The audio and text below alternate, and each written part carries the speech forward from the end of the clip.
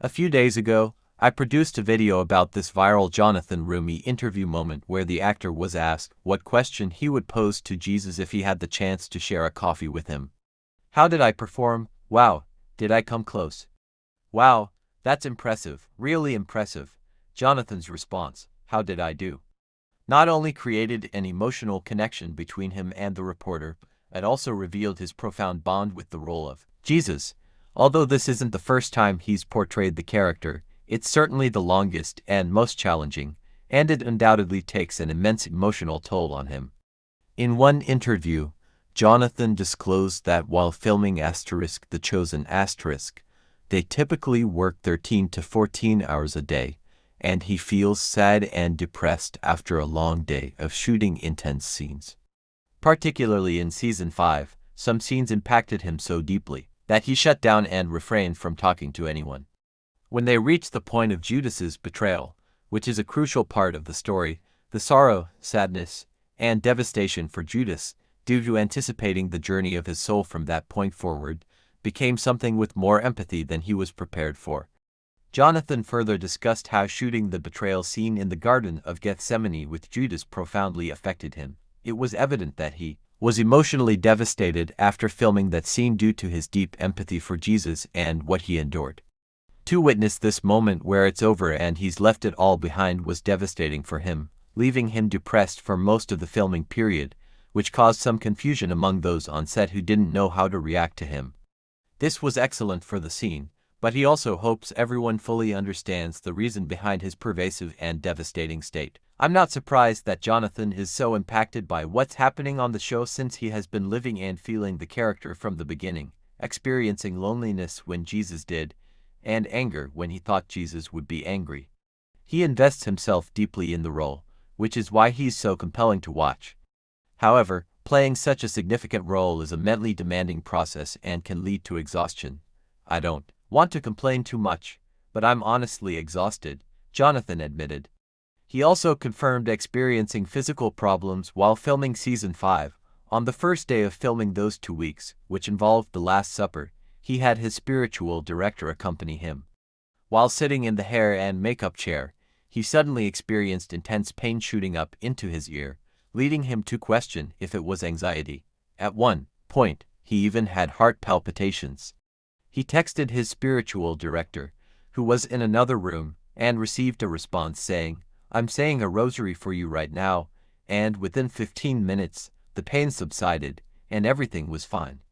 In most Season 5 interviews, Jonathan appears barely able to speak, looking as though he needs rest and, most of all, a big hug. Reflecting on leaving his home before starting filming in Utah in April, he felt overwhelmed with emotion, thinking that by the time he returns, he will have completed the Last Supper and the Garden of Gethsemane scenes. The thought that the journey is nearly over brought him to tears. The hardest part for him is knowing he will eventually have to say goodbye to this role. Having been so connected with it for the past few years, it has become a significant part of his life. The prospect of not having that role after Season 7 of The Chosen will be challenging for him. I've spent most of 6 years with my best mate, talking to him, asking for advice on how to play the scene, and understanding what he went through, allowing me even a small fraction of the experience he had to authentically portray what he went through, he said. When that role is no longer there, he's unsure what it will be like and anticipates he may feel quite down. There's often a sense of depression when one has been on a show for so long and then loses it. During this interview cycle, Jonathan also discussed his personal faith and the principles he tries to live by. In an interview with Adrienne Banker, he spoke about surrendering daily in his life, particularly this season, and how it remains a struggle. The tough part is trying to make sense of everything and balance the responsibilities of the show with the rest of my life, he explained.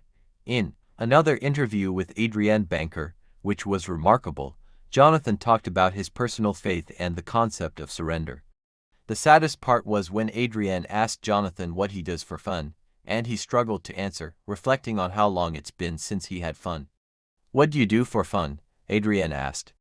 "Well, I don't have any of my musical instruments with me, as I'm a drummer and a percussionist, so I haven't played music in a while. The last time I played was last summer with Matt Maya and Lisbon, My prayer for you is that you find more joy, Adrian said.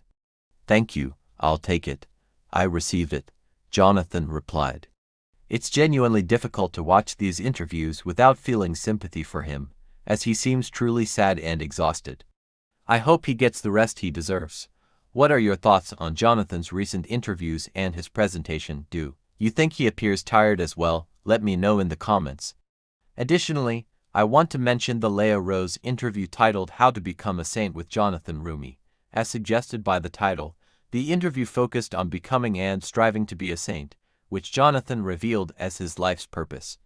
He discussed the significant difference in his life before and after discovering Jesus, emphasizing how it affects his priorities and perspective on life. Jonathan also explained his view on what a saint truly is, noting that many people believe a saint is someone who lived a flawless life, whereas, in reality, saints often endured significant suffering. After watching these emotional and profound Jonathan Roumie interview moments, let me know what you think of him and his perspective. I'll await your comments. By the way, I'm linking all these interviews in the description box below in case you want to watch them in full.